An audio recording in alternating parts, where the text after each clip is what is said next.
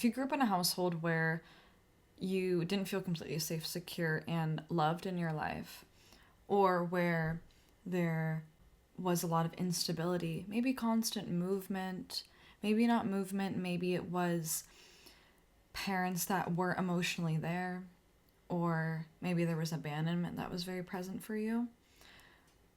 If your life when you were a child wasn't stable in a way that you had to consistently protect yourself and put up walls, that may now be showing up as toxic masculine energy. And this toxic masculine energy can be so detrimental to your success in your life. And as an individual, when we're constantly in this state of toxic masculine energy, we're living in this state of fear where we're not embodying our authentic selves completely. And this can often show up more physically as perfectionism, hyper-independence, always needing to do everything by ourselves, and shielding up and putting up walls in our relationships. Or just in life in general. Like when you're walking around and you're at the store, I mean, of course, being diligent with protecting yourself, but at the same time, not smiling back at strangers, keeping your head down, keeping yourself more in a state of constriction instead of a state of openness.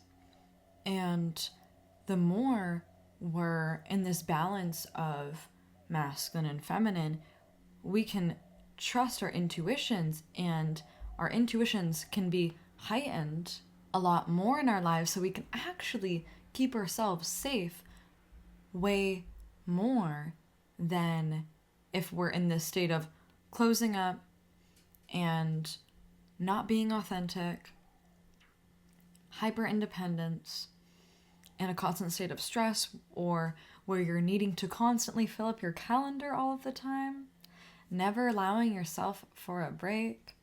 If you're not able to ask for help, like for example with me, when I was moving into my new place a while back, I had such a hard time asking for help from others. And then I realized I need support. I need help with this. And it felt like something that was so simple. It was like just putting a bed together, but like I really was struggling on my own. And most of the time I would do everything by myself and lived a very hyper independent life to keep that younger version of myself safe. And so that's what I thought I was doing. But this safety really inhibits us from going after our goals and our dreams, from releasing control and allowing ourselves to get out of our comfort zone. This hyper-independence can really restrict us from being the most open and loving partners in relationship, opening up with friends, and also being supportive to friends as well. Receiving and giving in this harmonious space where we're constantly receiving and giving and in this flow.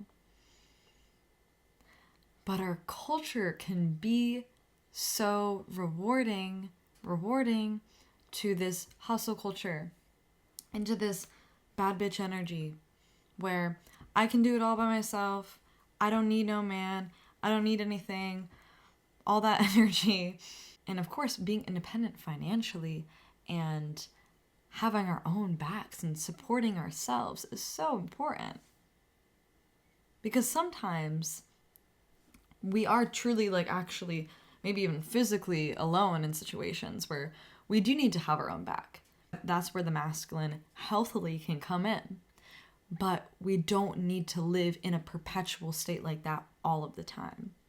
This can also perpetuate in your life as attracting relationships or friendships where everyone else is more so in their state of feminine more energetically, what might be happening is you're always doing favors for other people and you're not getting anything in return. And of course, while doing favors is amazing. Like, I had a friend where every single time we would hang out, there was some sort of favor involved. And I didn't realize that I was getting taken advantage of. But I was so much in my masculine that I was like wanting to help everybody all the time and wanting to be strong and be able to do it. I can, like, all this, this very stern energy. I'm strong, I can do it. Of course I'll help. I can't say no. And this was just perpetuating this unhealthy cycle of doing so much and overextending myself. And led to so much stress in my body. So much emotional, physical, mental stress. And I was attracting in the past in relationships where the men were more predominantly in their feminine energy energetically, where I was doing so much and overextending myself for them.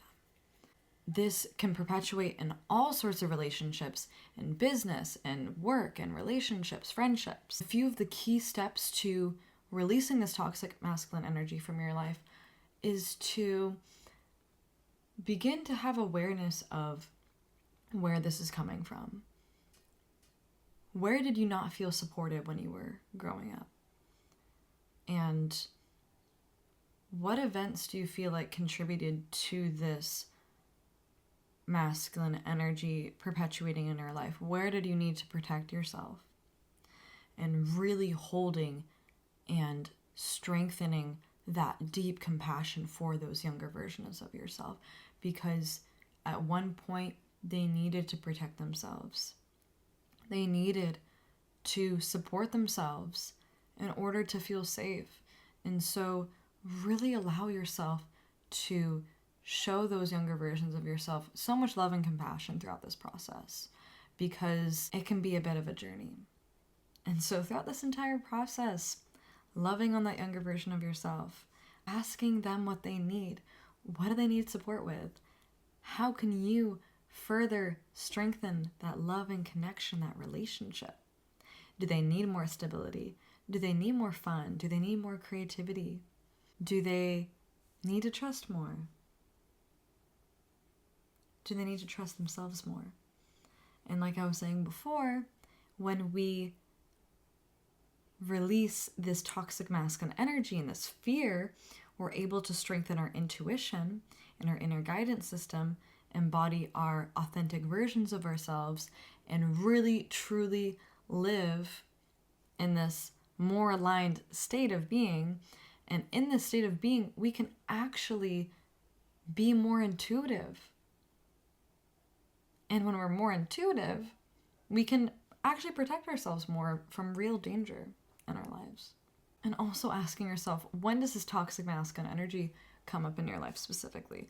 Is it in relationships? Is it hyper independence? Is it perfectionism? Is it constantly needing to fill up your schedule all of the time? What's going on? And when is it showing up? Or is it kind of constantly always there? But what triggers it? Truly reminding that part of yourself that you can get your things done while still resting when you need to, and while listening to your body, listening to your intuition, and being assertive with others, setting boundaries with others. There is that balance that can be cultivated and can create such a lovely yin and yang energy in your life where you can receive and you can give. And truly allowing yourself to trust and let go, to surrender to life and to live in the present moment, and to show up and be there for yourself and cultivate connections within those younger parts of you, but also with this present version of ourselves and with others, with friends, with family, relationships. This is your reminder to breathe, to slow down, to bask in the peace. Your life can be peaceful, yet also you can still get things done and you can still be safe.